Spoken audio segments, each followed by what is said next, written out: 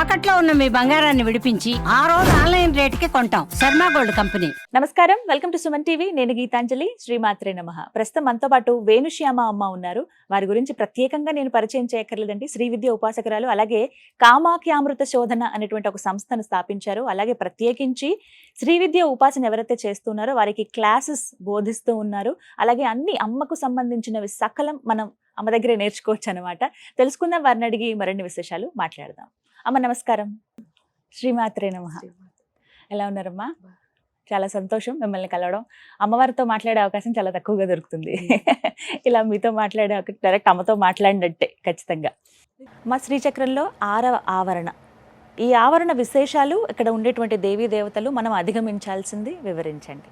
Self realisation ఎప్పుడైతే వచ్చిందో ప్రతి క్షణం ఆనందంగా ఉంటాయి. ఎందుకంటే మీ పని మీరు చేస్తే మీకు సాటిస్ఫాక్షన్, నిజమే, తృప్తి అనేది వస్తుంది. పక్క వాళ్ళ పనులన్నీ చేస్తున్నాం కాబట్టి తృప్తిగా లేవు. అది ఎప్పుడు అర్థమైందో, తృప్తిగా ఎప్పుడైతే ఉన్నామో ప్రతి క్షణం ఆనందంగా ఉంటాం. అందుకే విష్ణుమూర్తి ఉన్న ప్లేస్ ని, గర్భగుడిని ఎప్పుడైనా మీరు చూస్తే ఆనంద నిలయం అని పిలుస్తారు. ఎందుకంటే అంతకంటే ఆనందం ఇంకెక్కడా లేదుట. అందుకని ఎప్పుడైతే ఆ ఆనందం మనకు వస్తుందో మనం విష్ణువు కింద మారుతాం. విష్ణువులో ఇంకో క్వాలిటీ ఉంది, అది ఏంటంటే లీడర్షిప్ క్వాలిటీ, నాయకత్వ లక్షణాలు. ఇక్కడికి వచ్చేసరికి ఏంటంటే బ్రహ్మగా మీరు ఏం చేశారు, మీ సృష్టి రహస్యం తెలుసుకున్నారు. మరి దాన్ని మీరే కదా నాయకుడి కింద లీడ్ చేయాలి. అంటే మీకు ఏదొచ్చిందో దాన్ని మీరు ముందు తీసుకెళ్ళాలి కదా. అందుకని అక్కడ నాయకత్వ లక్షణాలని ఇస్తారు. దానికి తోడు ఏంటి అంటే, ఇక్కడ నాయకీ లక్షణాలు ఉన్న స్త్రీని చూడాలంటే మనం కూడా ఎవరి కింద మారాలి, నాయకుల కింద మారాలి. మీరు స్త్రీల్లో క్వాలిటీస్ చెప్తారు కదా, అందులో భామిని జాతి స్త్రీలను చాలా రేర్ గా ఉంటారు అనమాట. ఆ భామిని జాతి స్త్రీని చూడాలంటే మనం కూడా ఎవరి కింద మారాలి అంతే.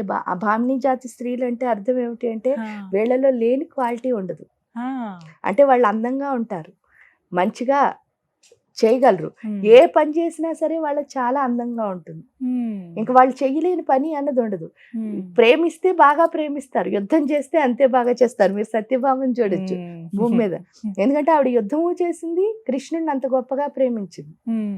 ఎందుకంటే ఆయనకున్న భామలందరిలోనూ ఆవిడనే స్పెషల్ గా చెప్తారు. అంటే ఆ స్పెషాలిటీ ఏంటి అంటే, మొత్తం అన్ని రకాల స్త్రీల యొక్క లక్షణాలు ఈవిడలో ఉంటాయి. వాళ్ళు కామ్గా ఉంటే కామ్గా ఉంటారు, మాట్లాడితే మంచిగా మాట్లాడతారు, అన్ని ఇంకా వాళ్ళలో లేని వాళ్ళు పోయిటరీ రాయగలరు, మళ్ళీ ఏది చెయ్యలేరు అని ఉండదు వాళ్ళు. ఆ ధైర్య సాహసాలు ఏవైతే ఉన్నాయో అవన్నీ ఎవరిలో వస్తాయంటే స్వాదిష్టాన చక్రం, అంటే ఈ 14 త్రికోణాలని దాటిన వాళ్ళలో వస్తాయి. ఎందుకంటే మరి ఆ గొప్పదాన్ని చూడాలి అంటే మనం కూడా ఎవరి కింద మారాలి అంటే గొప్పగా ఉండాలి. ఎందుకంటే మనం అన్ని భూమి మీద క్వాలిటీస్ ఉన్నాయనుకోండి, ఎందుకంటే అక్కడ ఉన్నవన్నీ గొప్ప గొప్పవే. ఇప్పుడు చూడండి, డైమండ్ అంటే మనకి ప్రీషియస్. ఆడికి వెళ్ళగానే ఒక డైమండ్ గోడ కనిపించింది, మనకి ఏమనిపిస్తుంది, దొంగతనం చేసి రావాలనిపిస్తుంది. కానీ ఆ డైమండ్ గోడ వెనకాల ఉన్నది ఇంకెంత గొప్పదో అనుకుంటే దీన్ని అసలు పట్టించుకుంటావా? ఇంకా అక్కర్లేదు, అది మనకు అవసరం లేదు కదా. ఆ స్థితి రావాలి కదా మనకి. అంటే మన దగ్గర ఉన్న తక్కువ క్వాలిటీస్ అన్ని పోవాలి కదా. పోవాలి కాబట్టి ఇక్కడ విష్ణుమూర్తి మనలో ఉన్న చిన్న చిన్న చెడ్డ లక్షణాలన్నిటిని తీసేసి మన్ని ఆ నాయకత్వ లక్షణాల్లోకి తీసుకువెళ్తారు. ఎప్పుడైతే తీసుకెళ్లారో ప్రతి చిన్న మూమెంట్ ని కూడా మనం ఎంజాయ్ చేయగలుగుతాం. ఆ ఎంజాయ్మెంట్ తో ముందుకు వెళ్ళేసరికి అక్కడ 10 త్రికోణాలు ఉంటాయి. ఆ 10 ఏంటంటే మన నాభి. ఈ నాభి స్థానంలో ఇక్కడ ఏం నేర్చుకుంటాం, ఇక్కడ మామూలుగా ఉన్న లక్షణం ఏమిటి అంటే భయం. దీన్ని మణిపూర్ చక్రం అంటారు. ఈ చక్రానికి పుట్టడమే భయంతో పుడతాం. దానికి కారణం ఏంటండి అంటే, అందరం అమ్మ పొట్టలోంచే కదా వస్తాం భూమి మీదకి. ఈ అమ్మ పొట్టలో ఉన్నప్పుడు ఏమవుతుంది అంటే, అమ్మకి బిడ్డకి ఒక కనెక్షన్ ఉంటుంది. ఆ కనెక్షన్ ఏదైతే ఉందో దాంతో 9 నెలలు ఇంత చిన్న పొట్ట, చీకటి, అందులో మురికి నీళ్ళగా ఉంది, అన్ని చికాకే. అందుకే గర్భస్థ నరకం అంటారు. 9 నెలల పాటు హాయిగా ఆనందంగా ఉన్నామంటే దానికి కారణం ఒకటే, అదేంటి అంటే మా అమ్మ నాతో ఉంది అన్న భయం లేకుండా. 9వ నెల అయింది, బయటకు వచ్చాం. బయటికి రాగానే ఫస్ట్ కట్ చేసేది బొడ్డు అని చెప్పి అమ్మకి తల్లికి, ఈ తల్లికి బిడ్డకి ఉన్న పేగు బంధాన్ని కట్ చేస్తారు.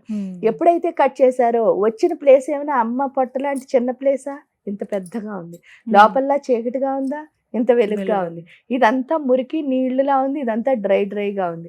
ఇదంతా కాదన్నట్టు పుట్టానని చెప్పి చూడడానికి ఇలాంటి ఫార్మ్స్ అన్ని వచ్చాయి. ఎప్పుడైనా లోపల చూసానా? అన్ని కొత్తగా ఒకేసారి చూసేసరికి నాకు ఎవరు లేరు. అమ్మ లేదు, నేను ఒంటరి. అందుకే ఆ లోన్లీనెస్ తోనే చచ్చిపోయే వరకు బతుకుతూనే ఉంటాం, అంటే చచ్చిపోతూ బతుకుతూ ఉంటాం. ఒంటరి అందుకే చుట్టూ ఎంతమంది అయినా ఉండేవండి, ఎవ్వరు లేరు అనే బతుకుతాం. ఇక్కడ ఉన్న 10 మంది దేవతలు ఎవరంటే సర్వసిద్ధిప్రద, సర్వసంపత్ప్రద, ఈ అంటే ఇంతకంటే పవర్ఫుల్ అని చెప్పడానికి ఏం లేదు. ఆ 10 మంది దేవతల పేర్లు చదివితే ఏమవుతుంది అంటే ఈ నాభిని మళ్ళీ ప్రకృతితో కలపడం మొదలెడుతుంది. ఎందుకంటే విడిపోయాం భయం వల్ల. ఏమో వీళ్ళు నన్ను ఏమైనా చేస్తారేమో, వీళ్ళు నన్ను అని చెప్పేసి ఎవరితోనూ మనం ఫ్రీగా ఉండట్లే, అన్ని ఇన్సెక్యూరిటీలే భయం వల్ల.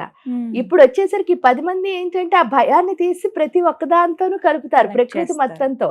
ఎప్పుడైతే కలపడం మొదలు పెట్టారో అప్పుడు అర్థమయ్యే విషయం ఏమిటి అని అంటే, నేను వచ్చింది అమ్మ చిన్న పొట్టలోంచి, కానీ వచ్చిన గర్భం పేరు విశ్వగర్భం. నాకు కనిపించే ప్రతిదీ నా అమ్మే.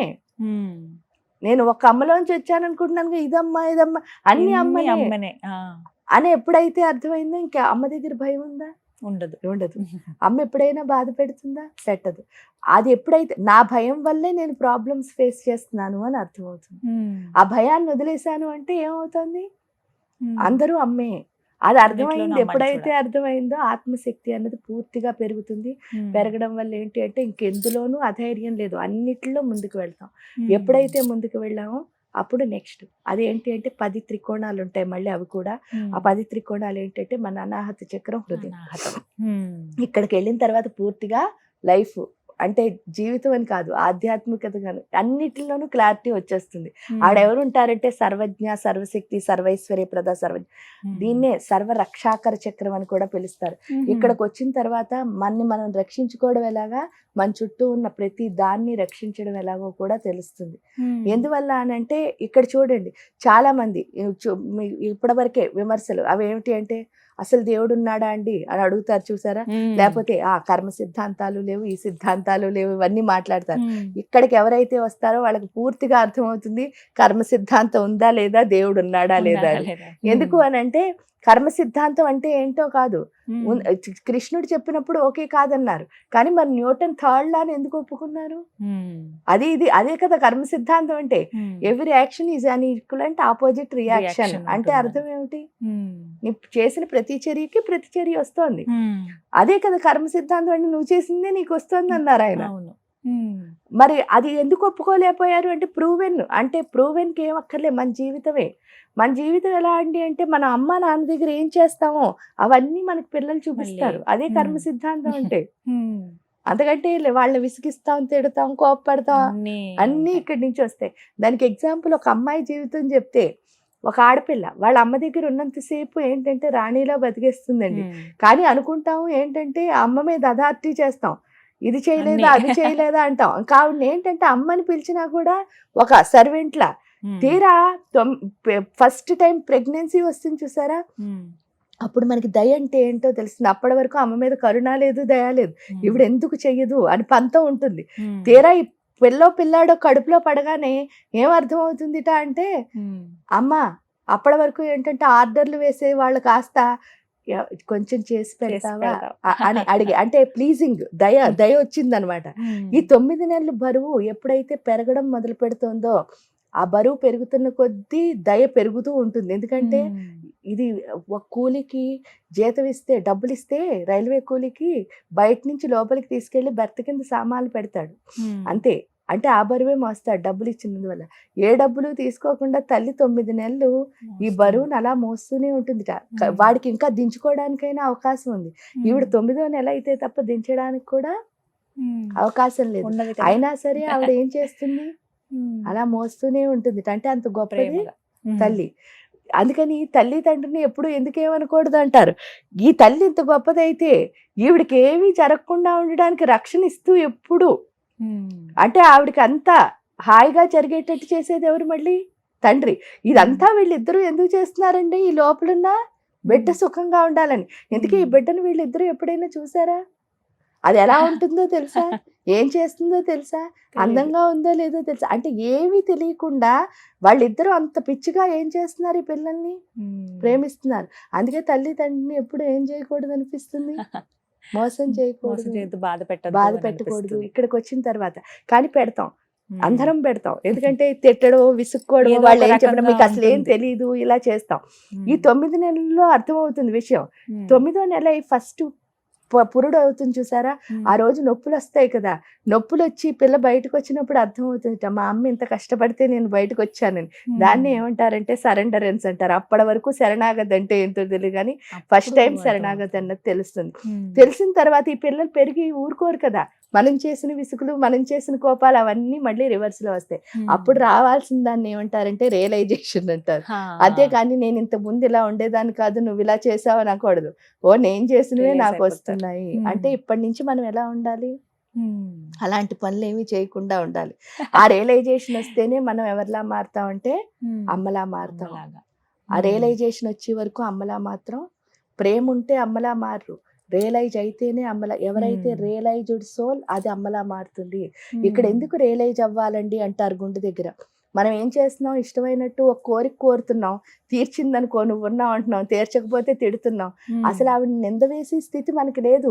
ఎందుకంటే ఈ ప్రకృతిలో నువ్వు పీలుస్తున్న గాలితో సహా అన్ని నీకు ఇచ్చి నీ ప్రాణం కూడా ఇస్తేనే ఇక్కడ నువ్వు నుంచున్నావు. నువ్వు ఏది కావాలని కోరుకున్నా సరే నీ ప్రాణం ఉంటేనే దానికి విలువ. అంత విలువైన ప్రాణాన్ని నీకు ఇచ్చినప్పుడు ఇంకా ఏదో కావాలని అడుగుతున్నావు అంటే అర్థం ఉందా?